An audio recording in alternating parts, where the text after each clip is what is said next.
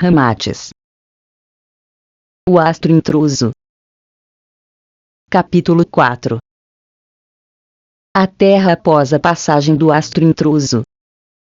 Pergunta. Pelo seu relato nos capítulos anteriores, a Terra será destruída em quase sua totalidade, restando poucos homens. Eles patrocinarão o renascimento da civilização. Ramates. Foi o que ocorreu em situação anterior, quando da existência da Atlântida, que era um importante centro cultural e tecnológico do planeta, bem como da Lemúria. O conhecimento era difundido para inúmeras regiões, principalmente para onde estão atualmente a Europa Mediterrânea e a Ásia.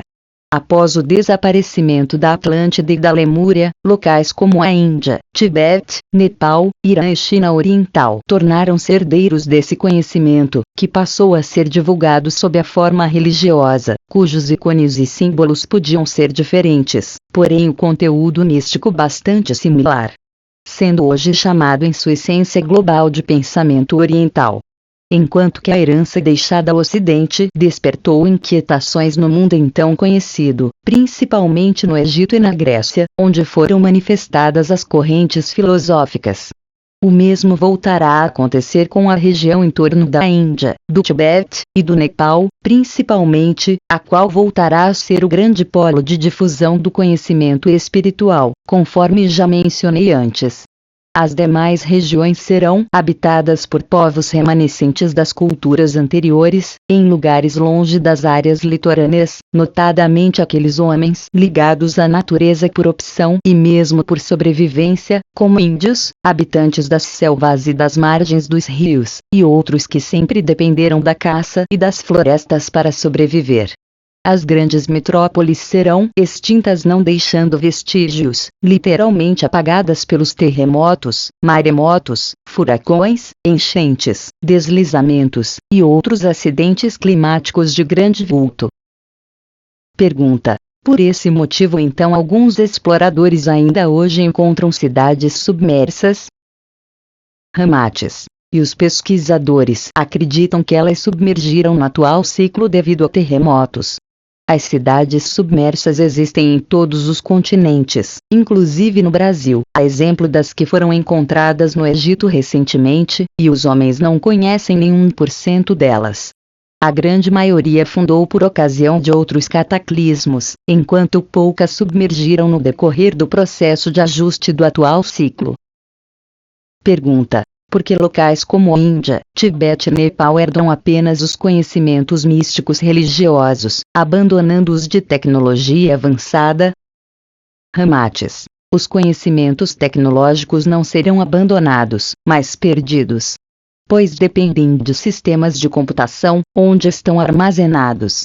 Com a destruição da infraestrutura de comunicações, das indústrias de informação, e dos meios de transporte, tudo desaparece. Os anais do conhecimento humano nessa área tecnológica tornam-se irrecuperáveis em termos materiais. E em termos humanos não será possível transmitir o conhecimento científico, pois haverá carência de professores e de material didático. Tudo isso é uma consequência do mau uso da tecnologia pelos homens, porque quanto mais alcançam o saber científico, mais o utilizam em benefício da matéria, desprezando a evolução do espírito. Por essa razão tudo volta ao ponto de partida quando se fala em higienização do planeta. E isso também prova que o conhecimento espiritual é imortal, podendo ser levado através do infinito, enquanto que o conhecimento material se perde rapidamente. Pergunta. Quantos homens ficam na Terra após o cataclismo? Ramates. No momento do cataclismo e nas semanas seguintes serão poucas centenas de milhares. Porém, com a falta de medicamentos e de socorro, após um mês ficam aproximadamente 140 mil habitantes em todo o planeta. Nota 1. Distribuídos por várias regiões e nos 3 maiores continentes que formam a nova Terra. Esta será a população mínima para o reinício da civilização. Na maioria índios e moradores dos campos longe ou não do mar. Pergunta. No Livro dos Espíritos de Allan Kardec, capítulo 3, itens 50 e 51, diz-se que Adão foi um dos que sobreviveram do grande cataclismo que abala a Terra em diversas épocas, e que ele teria vivido cerca de 4.000 anos antes de Cristo. Ramates. Com isso Kardec reafirma que Adão é uma simples lenda, mas houve confusão dos homens da época a respeito de um dos sobreviventes do último cataclismo ocorrido, o qual destruiu Atlântida há muitos milênios. Ele foi visto como o primeiro homem no planeta. Existe aí, no entanto, um detalhe que não comporta a data correta. O cataclismo não ocorreu cerca de 4.000 anos antes de Cristo, mesmo porque a história da humanidade já assinala nessa mesma época a existência das primeiras dinastias egípcias, 4.500 a.C., bem como o período calcolítico que já registrava inúmeras construções erguidas numa Palestina razoavelmente povoada e estruturada em comunidades. Como Adão poderia ter sido contemporâneo delas, com o planeta praticamente destruído logo após o cataclismo? O raciocínio de Kardec está correto, pois o cataclismo foi muito antes de Cristo, apenas foi mencionado um número de anos em sentido figurado. O equívoco, portanto, está na conta e não no raciocínio. Pergunta: suas palavras de até agora são desanimadoras. Isso não confronta a tão propagada era de paz e de harmonia prevista para o terceiro milênio? Ramates. Justamente por saber dos problemas anteriormente descritos, a exemplo do que já ocorreu nas fases posteriores aos cataclismos de outrora, a espiritualidade de luz aproveita o clima mais ameno do planeta, em termos etéreos, para aumentar as vibrações sobre o globo. Através dessas manifestações eletromagnéticas do Logos, serão transmitidos à Terra intuições artísticas e científicas, entre outras que visem a maior cooperação entre os homens, e abrande suas fraquezas originárias do desastre global. Mas os primeiros séculos serão muito difíceis para os sobreviventes. Haverá perda de referências.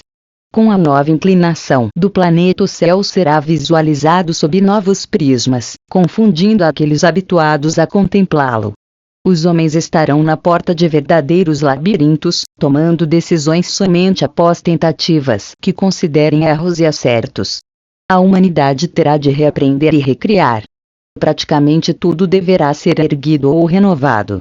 Os demais que continuarem na Terra estarão desencarnados, presentes na aura planetária, em colônias do espaço ou na erraticidade. Nesse período, as falanges que promovem o socorro fraterno estarão em plena atividade, na busca dos que ficarem confusos com o acontecido. O novo milênio será herdado inicialmente por homens de bem, porém ainda por demais imperfeitos, tanto que estavam encarnados na Terra, ou vagando ao seu redor na espiritualidade quando da passagem do astro intruso. Ainda não estão dotados da consciência cósmica. Esse fato planta duas grandes sementes no orbe. A primeira, a semente dos seres mais esclarecidos, voltados para a reconstrução pacífica, ensinando aos descendentes as premissas religiosas que deverão sustentar as bases morais do terceiro milênio. A segunda, as das imperfeições humanas que não serão extintas. E nem poderiam, pois não dependem de ações exógenas, mas da decisão subjetiva de cada homem. Serão manifestadas pelas disputas pessoais, egoísmos e crises localizadas intracomunidades. Nesse milênio, o mundo não estará em guerra, tampouco ocorrem revoluções. Mas surgem os pequenos problemas pessoais, as opiniões contraditas que provocam revolta, desconfianças e ciúmes. O mundo estará em paz e, em sua maioria, os homens também, mas já começando a plantar as sementes dos grandes conflitos. É imperativo compreender que a Terra apresentará grande melhoria em relação às eras anteriores. O recomeço será voltado para a construção de uma sociedade mais humana, pautada em valores morais. A carência de alimentos em larga escala obrigará os homens a serem comedidos quanto aos aspectos nutricionais, preferindo na maioria dietas vegetarianas em quantidades parcimoniosas. Mas não se deve esquecer também que a vida no planeta continuará alicerçada na matéria, no campo denso dos encarnados. Afirmar que a Terra passe a ser exemplo de amor e de virtudes no terceiro milênio é o mesmo que fazer apologia da matéria como balizadora da evolução do espírito. a Terra apenas experimentará uma nova fase de progresso moral, superior às anteriores, e que faz parte natural de sua evolução cósmica. Mas continuarão existindo as fraquezas humanas, as injustiças e imperfeições, mesmo que em escala menor. Pergunta: estamos sempre vendo um grande movimento que saúda a nova era. São marcados encontros e seminários, grandes eventos. Fala-se bastante na abertura de portais que iluminam os adeptos. O que pode dizer sobre isso? Ramates: eventos e comemorações que despertem os homens para o que existe de melhor neles devem ser elogiados, da mesma forma que encontros que busquem a aproximação entre os homens e as religiões, principalmente quando ligados aos fenômenos naturais em louvor a Deus. A questão, entretanto, não é apenas essa. Da mesma forma que se deve despertar a humanidade para o que ela tem de melhor, deve-se acordá-la também para que ela descubra as próprias imperfeições, pois a evolução do espírito se baseia tanto no despertar das virtudes quanto na transmutação dos defeitos. Não adianta ficar apenas olhando o lado bom da vida sem entender que todos são imperfeitos e precisam curar suas mazelas espirituais. Caso contrário, não se aproveita devidamente a encarnação. Se não houvesse mais a necessidade de curar o espírito, os homens não estariam na Terra, e se estão é porque ainda têm grande trabalho a realizar em causa própria. É preciso que as festas e as comemorações não encubram isso. Pergunta: a Terra continuará, como já vimos, sendo um planeta de provas e de expiações. O que mais acrescentar? Ramates: a Terra foi concebida para ser um planeta de provações e assim continuará sendo até sua extinção, com o fim do sistema solar. A cada ciclo de progresso, ela estará melhor do que antes, galgando planos maiores na espiritualidade, mas sem perder seu caráter de educandário de provas na matéria. Como uma escola que recebe investimentos a cada ano letivo. O recomeço no terceiro milênio com valores sociais e homens mais nobres se verificará pela necessidade premente de cooperação e de reconstrução em nome da sobrevivência, após o choque material que o planeta receberá. Mas no futuro, quando o mundo estiver mapeado, novas ilhas e continentes delineados nas cartas geográficas, e as comunicações se fizerem em larga escala, problemas surgirão com maior intensidade. Pergunta: então tudo se repetirá, mas de forma menos intensa? Ramates: noto forte preocupação dos homens de resolver seus problemas por intermédio de um mundo pacífico e de profundo amor entre os seres que nele vivem. Mas sempre buscam esse caminho por meio de mundos materiais. Imaginam campos férteis e floridos, com dias e noites tranquilas, animais amistosos, uma vida isenta de doenças, de alimentação vegetariana, em verdadeira utopia aplicada. Onde a tecnologia está a serviço do homem e de seu bem-estar de modo incondicional. Entretanto, tudo isso ocorrendo sobre a matéria.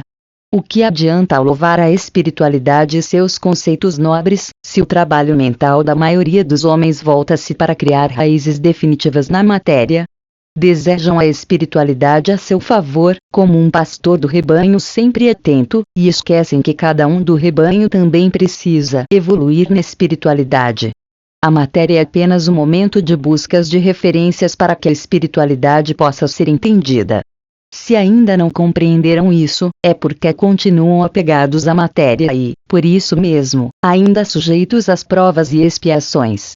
Porque assim deseja indiretamente seu livre-arbítrio, ao criar uma ilusão na matéria e desejar que ela substitua a espiritualidade como um futuro de felicidade plena, o qual nunca chegará desse modo. Pergunta: damos voltas, falamos de vários assuntos, mas sempre caímos no mesmo tema, o livre-arbítrio como alavanca da evolução. Mais uma vez surge Jesus, não é mesmo? Ramates: Jesus sempre surgirá porque ele é o símbolo referencial da evolução dos homens no planeta, ou em qualquer lugar do universo. Os ensinamentos de Jesus são simples se observamos bem o que foi dito. Mas justamente nas coisas simples estão as grandes obras, como vimos antes. Querem maior humildade e simplicidade do que aquela que emana de Deus. Não basta estudar os ensinamentos de nosso amado Jesus, como que declamando frases de efeito que salvam. Jesus repetiu em várias ocasiões e de várias maneiras que a salvação está em cada um de nós, no momento que tratamos o próximo como a nós mesmos. Mas para que isso aconteça, precisamos amar Deus e desenvolver o amor próprio, e então referenciamos os outros pelo nosso próprio ser. Passamos a entender os anseios de cada um, perdoando e tendo compaixão, sendo solidários e pacientes, amando e respeitando, vivendo e deixando viver. Isso é desenvolver a espiritualidade, e não sonhar com dias e noites tranquilas na matéria. Pergunta: como sair desse modo de sonhar que contrário aos princípios da espiritualidade? Ramates: sonhar não é errado, mas os homens louvam a espiritualidade, a glorificam, porém não querem sair da esfera dos prazeres materiais. É bastante contraditório. Desejam que a espiritualidade os proteja, mas também querem continuar com seus vícios, vontades desprezíveis e desequilíbrios, sempre vivendo na matéria e da matéria, para o fortalecimento de uma vida material. Tudo circula em torno da imagem material. Se a espiritualidade concordasse em proteger esse estado de coisas, estaria jogando o mundo no caos. A maior proteção que se dá aos homens é a educação sadia, são as emanações eletromagnéticas que fazem cada um pensar sobre as próprias deficiências e meditar para encontrar o caminho da evolução. Não esperem que a espiritualidade construa para os homens mundos materiais e os proteja do alto para que desenvolvam suas imperfeições de modo contínuo. Vejam o exemplo das encarnações e das provações. Se não fossem elas, os homens nunca corrigiriam seus erros. Entretanto, voltam-se contra elas e acusam Deus de insensível e de insensato por proporcionar tais sofrimentos. Poucos perceberam que as provações são ecos do que os próprios homens fazem. São os resultados de seus próprios atos. E quanto menos entenderem sobre elas, mais precisarão encarnar e passar por novos sofrimentos. A expressão máxima da verdade é que os homens falam, essas falas lhes retornam pela lei das causas e das consequências, pois Deus assim permite, e depois se revoltam contra o que eles mesmos fizeram, mas jogam a culpa em outros senão em Deus.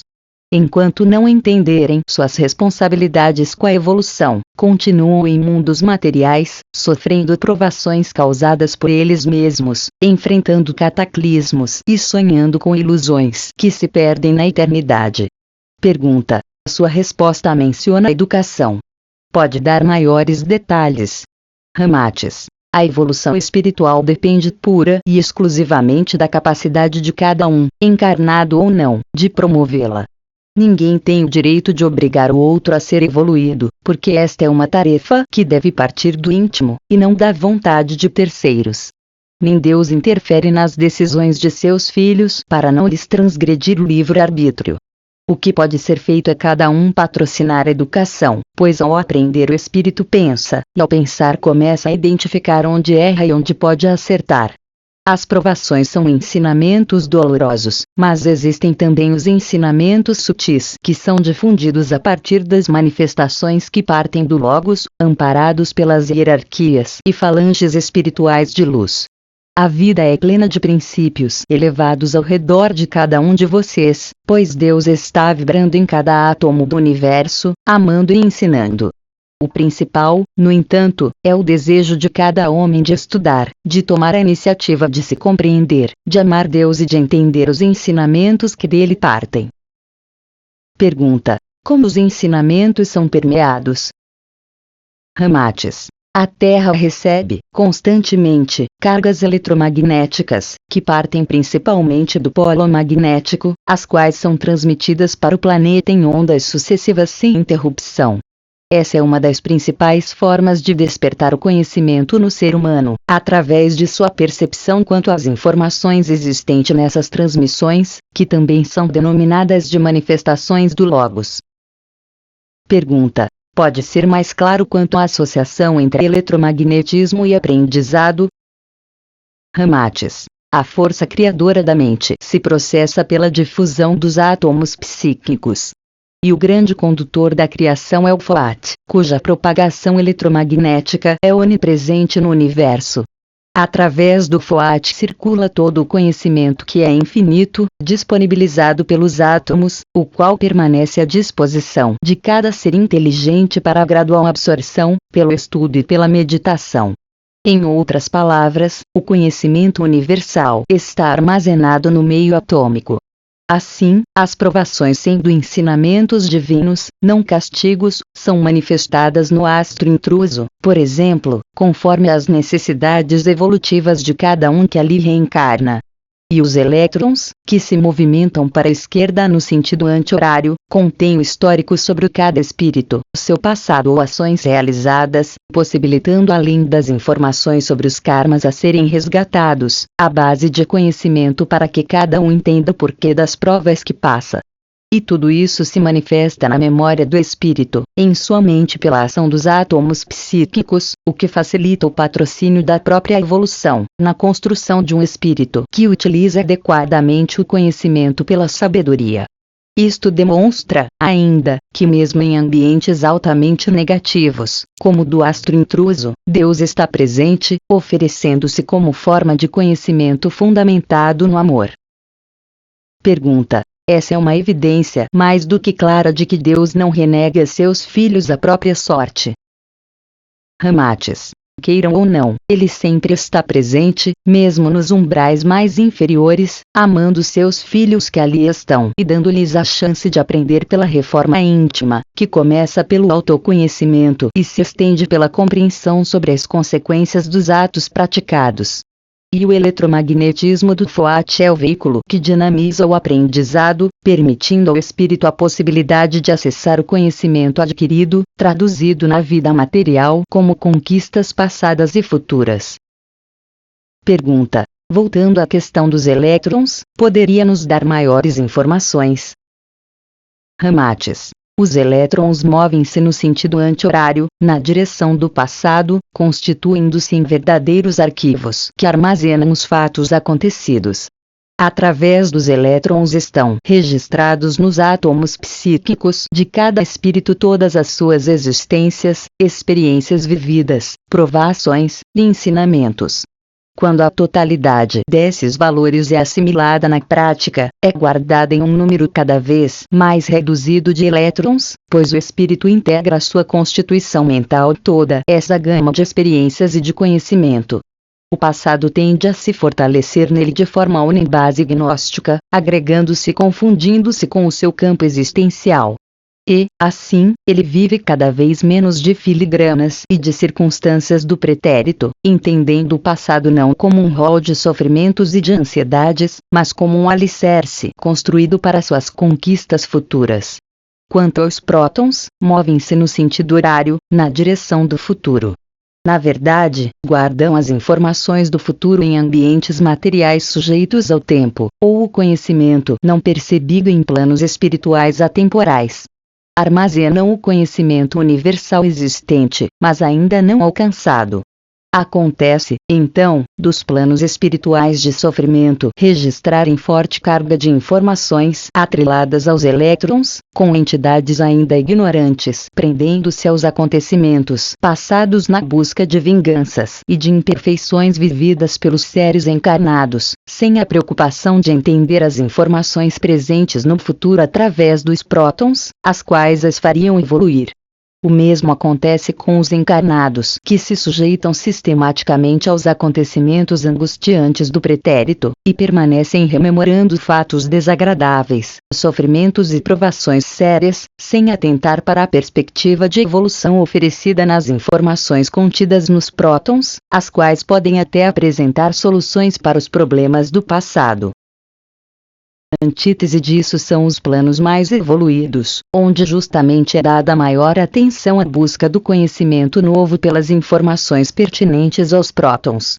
Vive-se menos do passado, tido como simples fundamento, e preocupa-se mais com a procura no que existe no futuro, terreno fértil da evolução.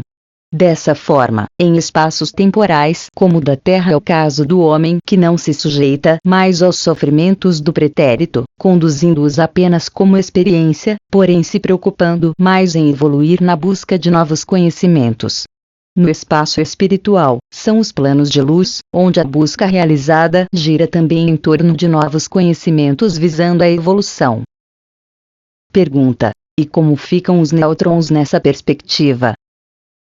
Ramates: na infractuosidade do espaço-tempo os elétrons tendem a absorver matéria, enquanto os prótons se propagam na direção da amplitude espiritual, o campo divino do conhecimento infinito e, quanto maior o conhecimento adquirido nessa esfera, maior a espiritualidade e menor a influência da matéria. Quanto aos nêutrons, ao invés de me referir a eles prefiro falar do núcleo. Vamos entendê-lo como o presente, em que a química do espírito registra suas escolhas entre progresso e estagnação, organizando assim a carga de elétrons e de prótons que constituem seus átomos psíquicos, e que constroem o conhecimento. E o somatório contínuo desses instantes determina o nível de evolução, daí a evolução ser representada por cálculo integral. O livre-arbítrio, desse modo, é o determinante da função progresso espiritual. Mas vamos recordar também que o comportamento presente é função de instantes defasados, e, quanto melhor esses instantes forem percebidos em termos de aprendizado, reduz-se a quantidade de elétrons do núcleo e aumenta a carga de prótons. Pergunta: é possível esclarecer o porquê dos espíritos esquecerem com tanta facilidade o conhecimento adquirido, cometendo erros muito similares aos anteriormente praticados? Não seria mais fácil ao contrário, ou seja, pôr em execução o aprendizado, visto que o eletromagnetismo transporta o conhecimento de forma contínua? Ramates: vamos aceitar que o conhecimento origina-se de pulsos da luz divina. À medida que ele é absorvido por determinado espírito, este o armazena de forma definitiva em seus átomos psíquicos. Mas isso não significa que vá utilizá-lo. A luz do conhecimento, mesmo dinâmica, pode ficar assim estagnada ou imobilizada conforme o livre-arbítrio determina. Quando tal processo ocorre no plano material da Terra, o armazenamento da luz estagnada, em determinada trajetória, pode corresponder a frações ínfimas de segundo nesse estado, caindo no esquecimento por não ter sido percebido o processo. Porém, transportadas para a escala espiritual, essas simples frações de segundo néter equivalem a milhões de anos terrestres. Mas, como o plano espiritual é atemporal, o registro desprezado pode ficar nesse estado de congelamento pela eternidade, latente e inexplorado. Os homens ainda têm muito a aprender com isso, pois vincula-se à tecnologia de armazenamento da luz por intermédio do congelamento.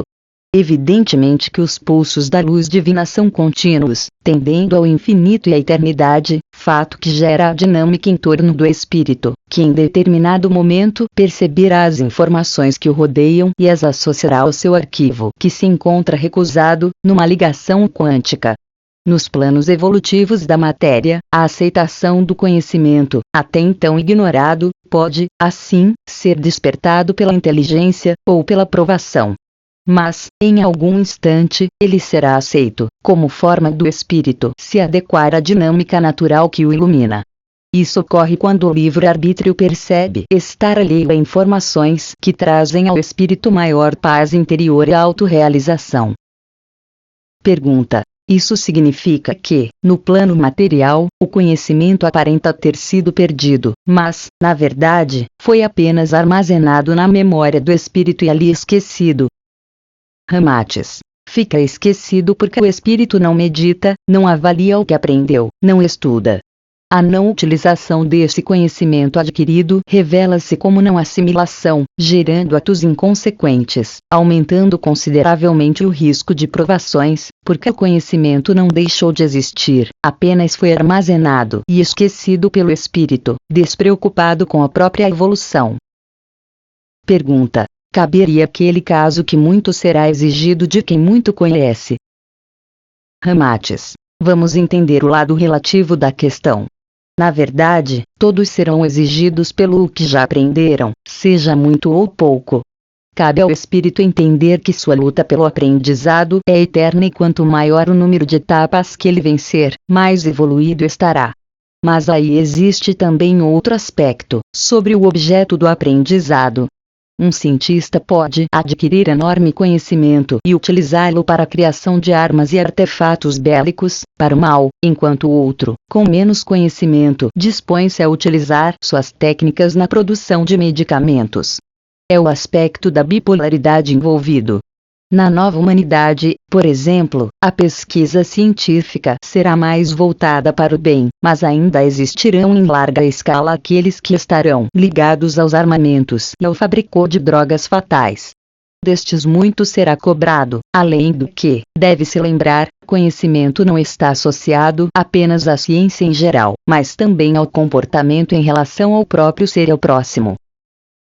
Pergunta. Na prática então o espírito esquece certos conhecimentos adquiridos por vontade própria e conforme seus interesses momentâneos, talvez mundanos. Ramates. É natural que, durante o período encarnado, a memória fale, por força da imperfeição da matéria. Porém, na memória do espírito permanecem os conhecimentos. Por essa razão, muitos que estiveram no limiar da morte física, depois contam ter recordado inúmeras fases da vida numa fração de segundo. Na verdade, o que não sabem é que não foram somente fases da vida, mas toda a vida. Apenas algumas imagens tornaram-se mais claras e puderam ser percebidas pela consciência encarnada, através da mente do corpo denso. Embora um dos motivos do esquecimento seja a limitação da matéria, também cabe o meia-culpa do espírito, que para satisfazer desejos e vícios arquiva os conhecimentos adquiridos, deixando de utilizá-los, advindo naturalmente, as provações. Pergunta. Suas respostas realmente tocam muito no tema esquecimento do ser humano. E na prática é isso mesmo que acontece. Ramates. Se abordarmos a questão sob o prisma da matéria, é natural que o ser humano tenda a esquecer, devido às limitações de sua mente densa, como vimos. Por outro lado, a memória do espírito é eterna e limitada no armazenamento das informações, e até disso o homem esquece. Existem duas maneiras de ser estimulada a memória do espírito. Primeiro, pelas provações e segundo, pela própria percepção do homem quanto à dinâmica do meio onde vive. Evidentemente que as provações trazem dor e sofrimentos, sendo natural que o homem, se pudesse escolher, optasse sempre pelo simples aprendizado. Mas, como isso pode ser feito se ele tem memória curta? Antes de tudo, é preciso saber que, a cada momento da vida, o ser humano visualiza várias imagens e presencia acontecimentos carregados de informações, que são registradas convenientemente em seu hipocampo, porém não processadas, de modo que inúmeros ensinamentos permaneçam adormecidos. Por isso, a meditação é fundamental. Para que os registros da mente do corpo denso sejam resgatados e processados sob o enfoque dos símbolos e das analogias, que promovem ensinamentos ou revelam o caminho do aprendizado. Trata-se de um reforço, que capacita a aderência das informações analisadas, fazendo com que as visualizações e percepções sejam progressivamente incorporadas à memória do espírito e convertidas em ensinamentos. E quando acontece, o espírito tira a informação de seu arquivo mental e a assimila em sua constituição atômica sob a forma de aprendizado, que ali permanece em definitivo, não sendo mais esquecido. Mas, se ele contrário ao aprendizado pelo livre-arbítrio, então muito lhe será cobrado. Pergunta. Em outras palavras, o ser humano medita pouco. Ramates. Afirmo que sim, pois dedica seu tempo a pensamentos que na maior parte são improdutivos quanto às coisas do espírito. O comum a um indivíduo ver inúmeros acontecimentos diariamente, porém não filtrar, ou nem se importar com os ensinamentos que deles partem. É a história da informação que não foi assimilada para o devido processamento. Em geral, os pensamentos humanos estão voltados para programas na matéria, gerando ações de curtíssimo prazo de caráter efêmero. Assim, os ensinamentos não são incorporados ao espírito no ritmo necessário à evolução. Os homens agem mal porque pensam mal, nem sempre no sentido da maldade, mas da imperfeição. E os resultados são os que já conhecemos. Atitudes inconsequentes, difusoras de problemas e geradoras de karmas, sendo que as provações também serão inócuas se não forem compreendidas e assimiladas como ensinamentos. Pergunta: e as provações poderão ser repetidas de até que o aprendizado ocorra? Ramates: isso mesmo. O indivíduo poderá passar pela mesma provação quantas vezes quantas for necessário, ou pelo tempo que Deus determinar, até que assimile os ensinamentos pertinentes às provas. Daí a importância da resignação e da meditação, pois um ser resignado alcança a paz e, tranquilo, pode meditar para entender o porquê da provação, incorporando ao seu espírito os ensinamentos necessários, para não repetir o erro em outras ocasiões. Essa assimilação permanecerá eternamente em sua memória espiritual, subsidiando pensamentos construtivos, que plantam boas ações em sua existência. Pergunta: sua afirmação quanto à persistência das provações lembra, por analogia, as reencarnações que certos espíritos terão de cumprir por milênios no astro intruso? Resposta: o raciocínio é o mesmo. São espíritos que não aceitam o amor divino, manifestando revolta pelas condições inferiores em que se encontram, mas não entendem que eles próprios criaram tal situação. Inúmeros irmãos encontram-se nesse estágio, reencarnando sucessivamente no astro intruso há milênios, sem que consigam vencer as imperfeições que os atrasam, não estando ainda habilitados a retornar ao planeta. Por outro lado, é o mesmo que acontecerá na nova humanidade. Muitos que estão hoje vivendo na Terra reencarnarão no primeiro milênio do novo ciclo em um planeta insípido, carente de evolução material, para que recomecem suas jornadas kármicas, tendo em vista que não souberam aproveitar as do atual ciclo. E um dos problemas desses primeiros milênios vai ser a dificuldade de reencarnar, porque com a população do planeta extremamente reduzida, o crescimento populacional será lento, o que manterá inúmeros espíritos em torno do orbe aguardando a vez de voltar à vida material. Pergunta: sintetizando, a evolução é sempre e será uma questão individual. Ramates: exato. Não adianta alguém encarnar em planetas altamente desenvolvidos espiritualmente, achando que isso será o suficiente para transmutá-lo. Nada ou ninguém transmuta alguém se este não desejar. Trata-se de trabalho do fórum íntimo de cada um, estabelecido nos princípios do livre-arbítrio. Se não fosse assim, bastaria que espíritos ignorantes encarnassem em patamares superiores para serem salvos, ou que Deus os transformasse num passe de mágica em espíritos de luz. Isso seria possível? Claro, pois para o Criador nada é impossível. Mas, se ele assim agisse, estaria confrontando sua própria lei sobre o livre-arbítrio, que é um dos condicionantes do mérito. Dessa forma, cabe a cada espírito galgar sua própria posição na sequência evolutiva. Pergunta: quais os problemas que surgem com o advento da nova era? Ramates: as culturas diferentes das inúmeras comunidades nos novos continentes e ilhas não terão adaptação recíproca fácil, a exemplo do que ocorreu e ocorre na atual fase do planeta. E os conflitos intracomunitários, ou em pequena escala entre as comunidades, assumirão aspectos mais amplos no futuro, com as guerras entre as nações. Esses fatos serão também alimentados por ondas migratórias de espíritos de outros orbes e que terão novas chances na Terra, bem como por aqueles que desembarcarem por ocasião da passagem do astro intruso, de volta ao planeta. Muitos voltarão a cometer devaneios, trazendo de volta o ciclo das imperfeições humanas em larga escala. No contexto geral, a Terra será melhor do que antes, com fase inicial de períodos longos de paz e de convivência tolerada. Mas isso não será eterno, mudando bastante nos milênios seguintes. Pergunta: mas, sabendo-se que estes espíritos que retornam pelo astro intruso podem repetir seus erros graves, por que permitir que eles retornem à Terra? Ramates: para que tenham novas chances, pois nem todos serão reincidentes. É o mesmo que perguntássemos também aos habitantes da Terra: porque reencarnaram se continuam sem transmutar suas imperfeições, continuam egoístas e orgulhosos, invejosos e maledicentes.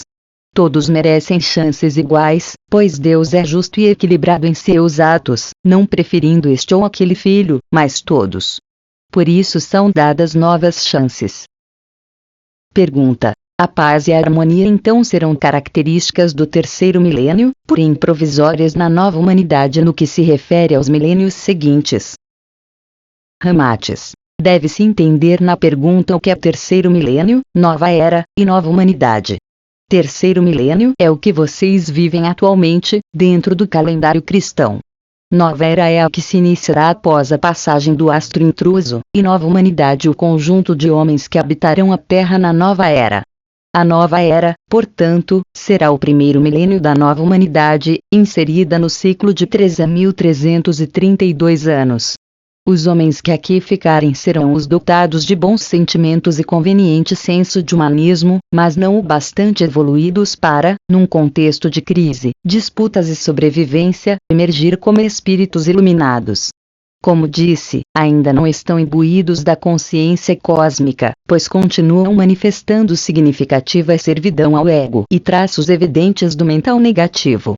Caso contrário, não estariam mais na Terra suportando os sofrimentos derivados da passagem do astro intruso.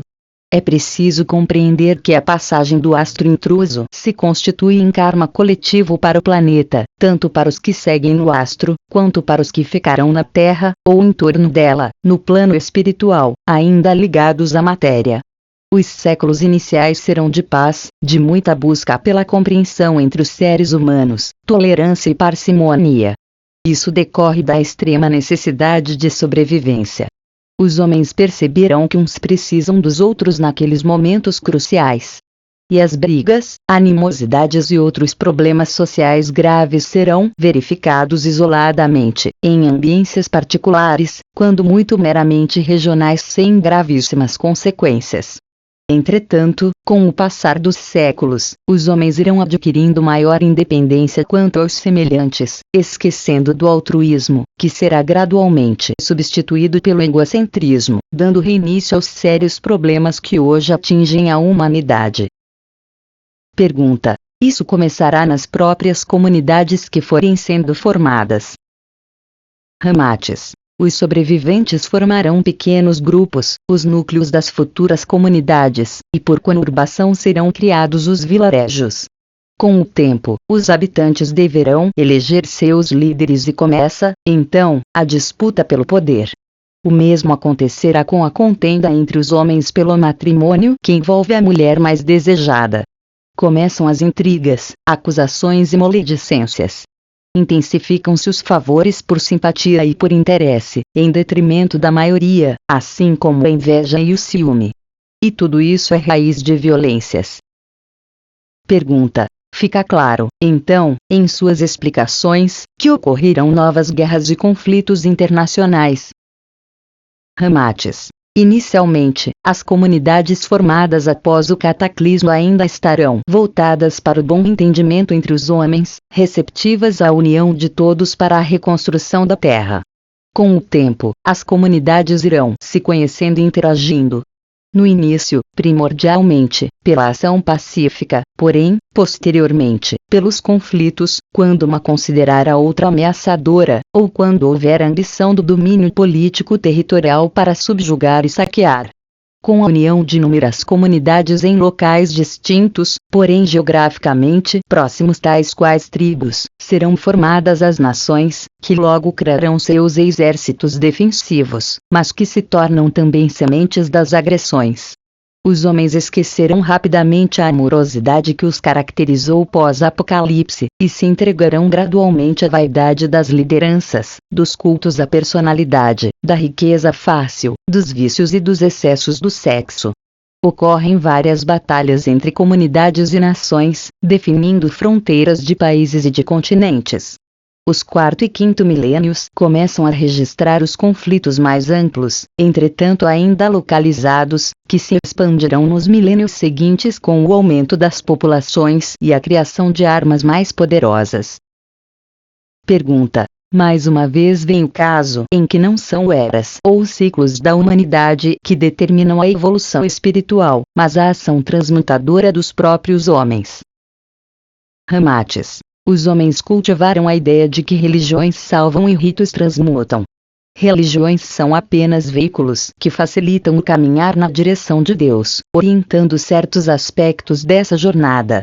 Mas, cabe a cada homem ser o pleno responsável pela própria evolução do espírito.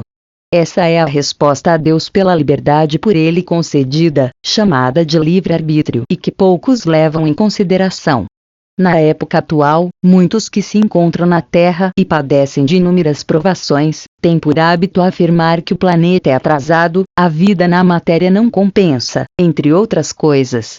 Mas existe uma distância acentuada entre dizer que não se quer mais viver na Terra porque aqui se sofre muito, e dizer que se deseja deixar a Terra porque a minha verdade está em meu espírito e não na matéria. E por isso luto contra minhas imperfeições.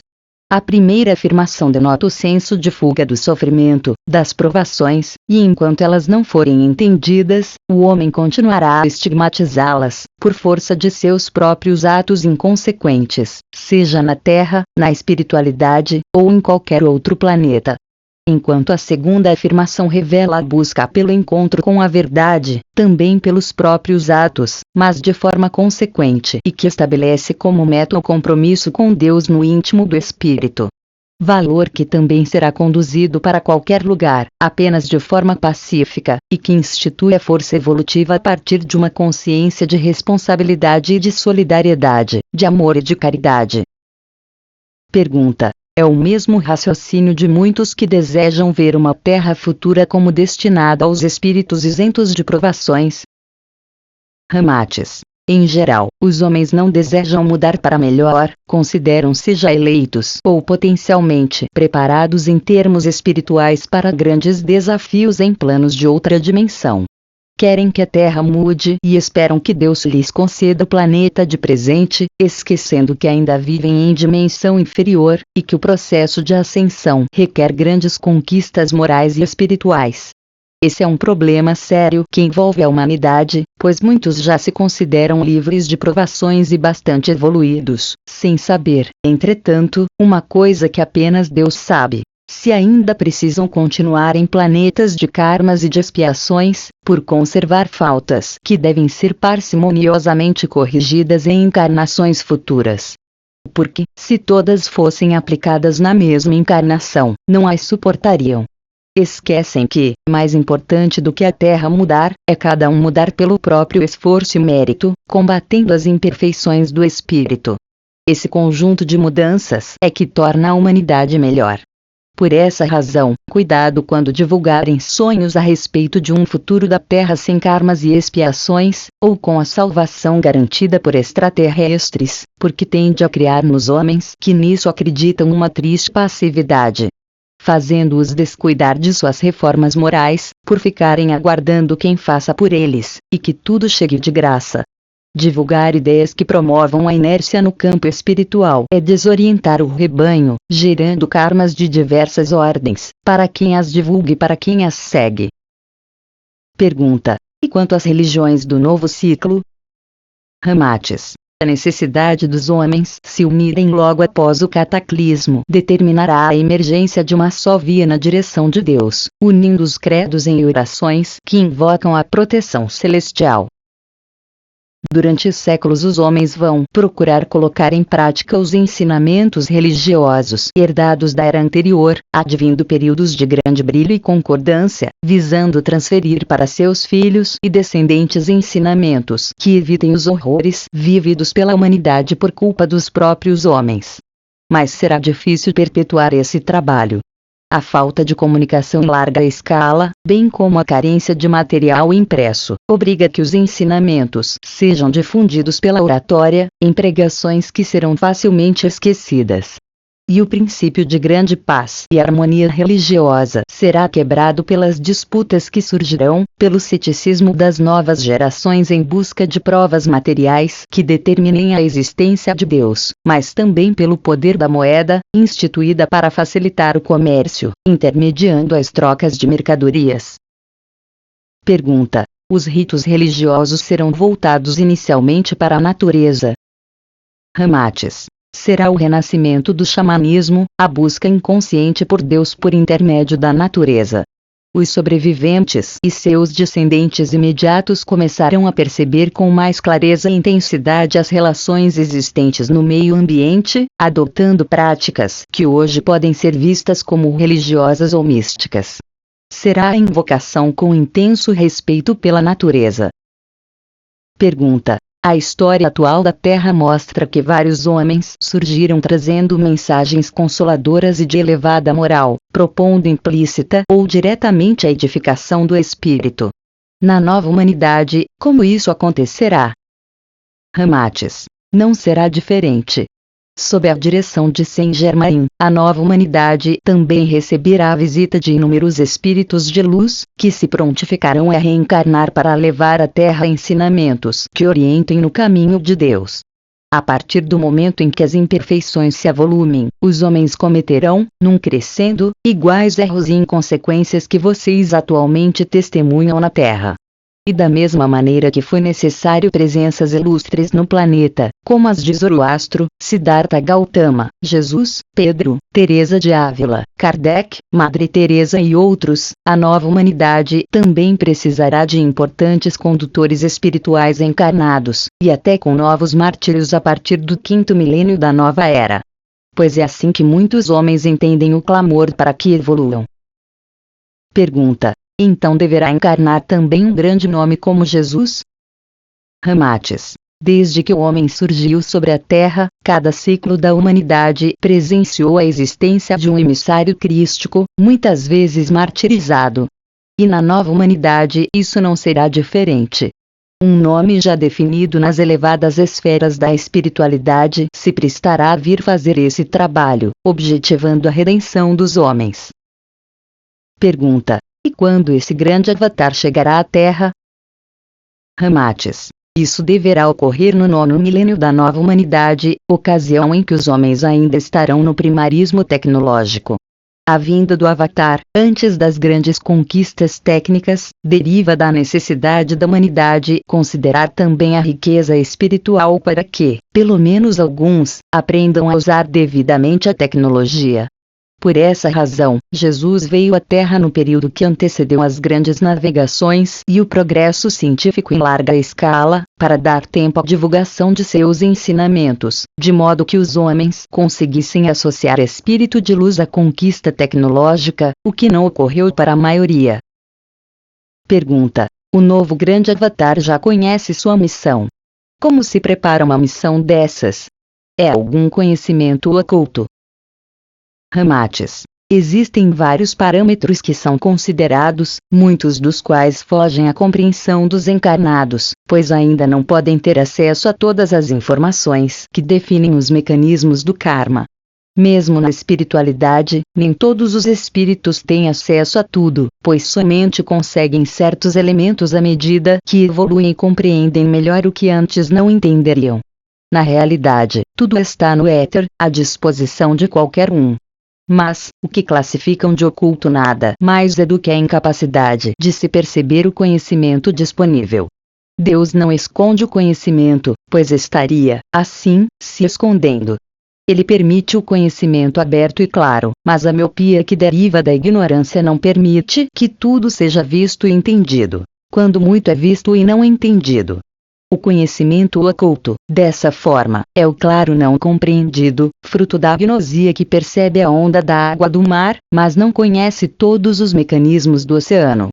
E quando se diz que algum conhecimento ainda não é permitido, não é o conhecimento em si, mas o ensinamento sobre ele, pois, caso fosse propagado, não seria entendido e, ainda, visto com ceticismo. Assim, o que se revela como ocultismo, na prática é o ato de ensinar no lugar e na hora certos, para as pessoas capazes de entender aquele ensinamento, por já ter alcançado significativa base de saber. Quanto à preparação do avatar, falando numa linguagem mais compreensível, é programada com base na capacidade intelectual daquela nova fase cíclica da humanidade, determinada pela evolução do DNA. Considerando que os indivíduos serão mais inteligentes, Percebendo com maior atenção os ensinamentos manifestados pelo Logos, eles terão capacidade mais rápida do que a atual humanidade para desenvolver concepções científicas, e muitos projetos que na Terra somente foram alcançados nos séculos 19 e 20 da era cristã, na nova humanidade serão formulados no equivalente aos séculos 16 e 17 da atual era. Seria o mesmo que registrar o aparecimento dos primeiros automóveis no século XVI d.C., o advento do cinema massificado no século XVII e a utilização da energia atômica no século XIX. Isso implica ainda a afirmação de que a tônica da próxima geração terrena será a mente científica. Portanto, o novo Avatar deverá chegar à Terra bem antes desses progressos, para que a humanidade seja preparada para utilizar a ciência de modo mais adequado ao progresso do espírito. Pergunta: em suas previsões na década de 50, no século passado, ocorrem 2 pontos que gostaria de abordar. Um deles diz respeito à sua profecia de que até o ano 2000 os polos estariam livres pelo degelo e recebendo a luz solar. E que o signo de Peixes, portanto antes da era de Aquário, está fadado ao tempo de 2160 anos de tempo astrológico. Não existem contradições e profecia não concretizada? Ramates. Terceiro milênio não significa necessariamente a era de Aquário para a espiritualidade, conforme já foi dito várias vezes. Os homens marcaram por conta própria o calendário de vermelho, estipulando que a era de Aquário começou no ano 2000, confundindo-a com o terceiro milênio da era cristã. E como podem ver, continua tudo na mesma. A era de Aquário, ou nova era, ainda não teve início, e é preciso que uma era termine para outra começar. Entendam que a espiritualidade não está ligada no caso à precessão de equinócios, mas à programação traçada para a evolução da Terra.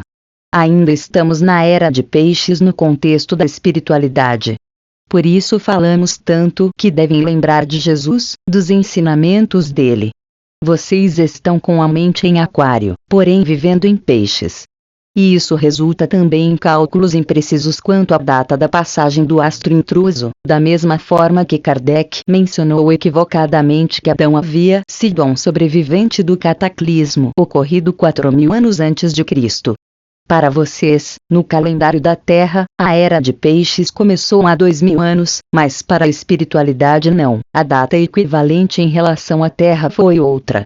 Além disso, o astro intruso não é uma fronteira precisa entre eras, pois ele pode passar no final de uma era de 2160 anos, pouco antes dela terminar, ou no início da outra era, pouco depois dela ser estabelecida. Nota 1. Pergunta: como o assunto sempre desperta a curiosidade, pode nos revelar mais alguma coisa a respeito da programação do novo Avatar? Ramates. A vinda de Jesus, por exemplo, foi programada antes de ter início o atual ciclo da humanidade. Entretanto, foi requerida uma espécie de higienização do planeta cerca de 300 anos antes do nascimento do Cristo, de modo a não permitir o reencarne de entidades que dificultariam sobremaneira a missão estabelecida pela espiritualidade. Se já foi difícil para Jesus sem muitas destas entidades encarnadas na Terra, seria muito mais complexo com a presença delas. A programação da encarnação de Jesus foi conduzida pelo Marshal Kal-El, que foi o avatar do ciclo anterior e que vibra as manifestações da chama trina para o planeta. Kal-El é um exímio condutor das questões científicas, tendo como contraparte em seu trabalho Palas de Atena, que sintoniza os homens com assuntos relativos à paz, ao entendimento, às artes e aos esportes conciliadores.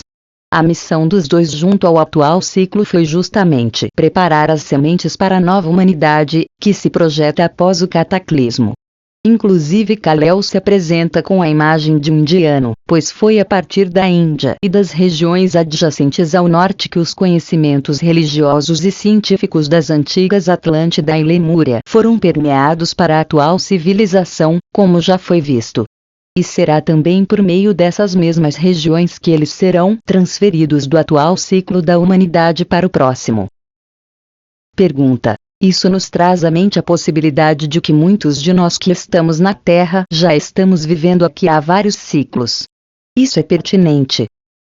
Ramates. Inúmeros homens permanecem no planeta há vários ciclos, além do que alguns já foram para o astro intruso e retornaram. Por essa razão muitos têm na memória etérea as imagens de vários cataclismos. Essa também é a razão pela qual vocês não conhecem certos nomes de espíritos ascensionados, questionando a origem deles, onde encarnaram, em que época. Como não possuem registros claros, acham ser fruto de imaginação, ou do misticismo exacerbado. Nota 1. Percebemos, nesse caso, que a resposta dada por Ramatiz mostra que as datas estabelecidas pela espiritualidade são bem diferentes daquelas determinadas pelos homens, fato que torna impraticável saber a data precisa da chegada do astro intruso. Muitos desses mestres não são conhecidos no atual ciclo porque viveram em ciclos anteriores e continuaram trabalhando no campo etéreo da Terra, transmitindo o conhecimento adquirido de outras eras. Quando manifestaram sua presença no atual ciclo, foram confundidos como deuses, ou foram transformados pelos homens, em alguns casos, em figuras mitológicas. Pergunta: é possível que mestres ascensionados incorporem médiuns manifestando-se em tratamentos e consultas? Ramatiz: isso é possível, mas de uma forma diferente daquela que vocês imaginam. Quanto mais elevado o espírito, maior a sua capacidade de desdobramento através de seu fluxo energético. Por exemplo, Deus é onipresente no universo, entretanto, um espírito nunca terá essa condição, mas, à medida que evoluir, sempre caminhará na direção da onipresença sem nunca alcançá-la, ficando sua atuação bastante restrita frente à grandeza do universo. Reparem que essa é uma situação em que as palavras sempre e nunca podem ser utilizadas. Mas, considerando seu campo de desdobramento energético, o espírito pode atuar em vários médiums por canalização, ou através de espíritos auxiliares que se encontram em patamares inferiores aos deles, porém em planos elevados de luz. É como se esse espírito auxiliar fosse um médium que incorpora a energia do espírito mais elevado, e depois incorpora no médium encarnado na Terra. Nesse caso, o espírito auxiliar trabalha como uma espécie de antena receptora e retransmissora, um intermediário. Pergunta: é possível nos falar mais sobre o avatar do último ciclo, antes do atual? Ramatiz: o diretor do último ciclo foi Kal-El, que permaneceu no atual ciclo para programar a vinda de Jesus. Assim, enquanto Jesus encontrava-se encarnado, Kal-El dirigiu a evolução espiritual da Terra a partir do cosmo, mantendo o equilíbrio necessário durante a ausência temporária do Cristo em missão no planeta. Pergunta: como poderia ser comparado o estado científico do atual ciclo planetário com o próximo? Ramatiz: no atual ciclo planetário existem duas correntes fundamentais que tomam caminhos diferenciados. A primeira, que investe na tecnologia voltada praticamente para o objeto material. Nessa corrente estão cientistas como aqueles preocupados com o desenvolvimento de armamentos e o comércio ilegal destes. Também formam esse grupo os técnicos voltados para a produção de drogas químicas que facilitem o fabrico mais apropriado de drogas viciantes. Já na segunda corrente estão os cientistas que trabalham para o bem da humanidade, dedicando-se à criação, fabricação e maior produtividade de insumos médicos, bem como de aparelhos e de máquinas que proporcionem maior qualidade de vida. Sempre em um estado pacífico e de progresso para a humanidade. Isso se reflete indiretamente também na saúde do espírito.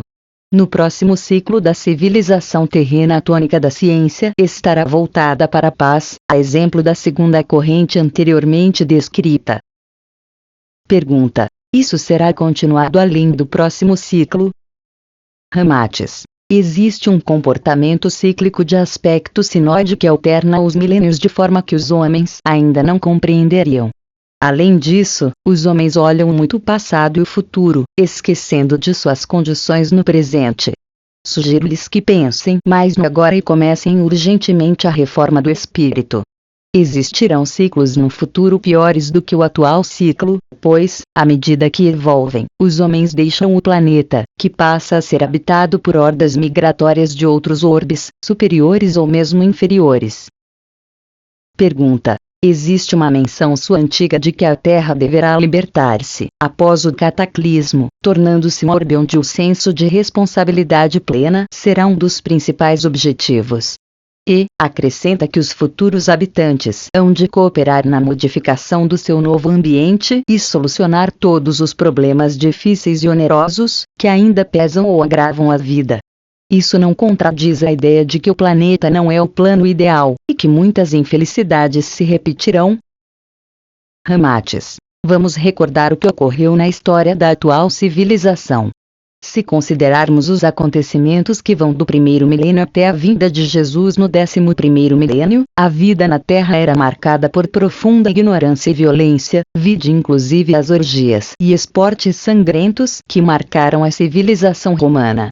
O advento da era cristã trouxe então novo alento em todas as áreas da sociedade, que se tornou mais humana à medida que desenvolvia as artes, os esportes ou a tecnologia. Mas não o bastante para diferenciá-la sobremaneira das civilizações antigas, visto as injustiças, bacanais, guerras e assassinatos que ainda ocorrem em larga escala. Até nos esportes, certas condições antigas permanecem, como as lutas livres, o boxe e a caça. Desta vez, após a passagem do astro intruso, o processo de higienização do planeta resultará numa população espiritual mais equilibrada, porém ainda com muitas imperfeições a vencer. Se não vejamos, existem atualmente em torno da Terra ou nela encarnados cerca de 20 bilhões de espíritos. Destes, 2/3 serão arremetidos ao astro intruso, permanecendo no planeta pouco mais de 6 bilhões que construirão a nova humanidade. A esse número serão somados os espíritos que desembarcam do astro intruso quando de sua passagem, bem como as levas migratórias de outras esferas que devem prosseguir a evolução na Terra, a exemplo do que já houve com os vindos de Capela e de Sirius. Será um grupo de espíritos mais seleto do que o atual, porém ainda com karmas a serem vencidos. Ao passo que a humanidade for extravasando suas imperfeições, ocorrerão guerras e encarnará um novo emissário crístico. Após sua vinda, o progresso será mais rápido do que o verificado agora, na atual era cristã. E então a Terra terá um final de ciclo muito mais evoluído do que o presente. A passagem do astro intruso causará desencarnes em massa para que os espíritos sejam levados na maioria para esferas planetárias superiores.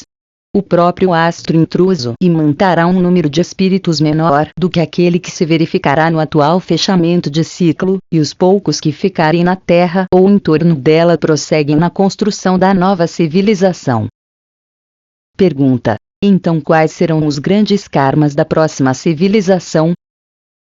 Ramates. Os homens da nova civilização conseguem ter uma conduta mais evoluída em termos espirituais à medida que o planeta evolui tecnologicamente. O sofrimento se reduzirá de tal modo que os karmas ficarão mais por conta dos desastres naturais, acidentes e doenças, com menos guerras e criminalidade no final do ciclo. A Terra não deixará de ser um planeta de provas e de expiações. Apenas será um educandário onde antes só havia o curso primário, mas que implantou, além de um novo curso primário mais aprimorado e equipado, um curso técnico com melhores professores e alunos mais interessados. Além do que a própria estrutura física do educandário sofrerá reformas de modo a dar maior conforto a quem nele estuda. A Terra será, assim, promovida no contexto da espiritualidade, mas continua sendo um planeta de expiações.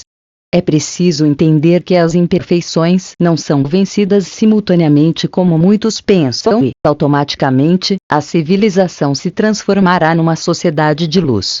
O progresso é gradual, e o estágio evoluído sobre o qual lhes falei será o final de ciclo. Pergunta: no atual ciclo, registramos a presença de vários ditadores, déspotas esclarecidos, que marcaram o planeta com acontecimentos terríveis. Isso acontecerá novamente?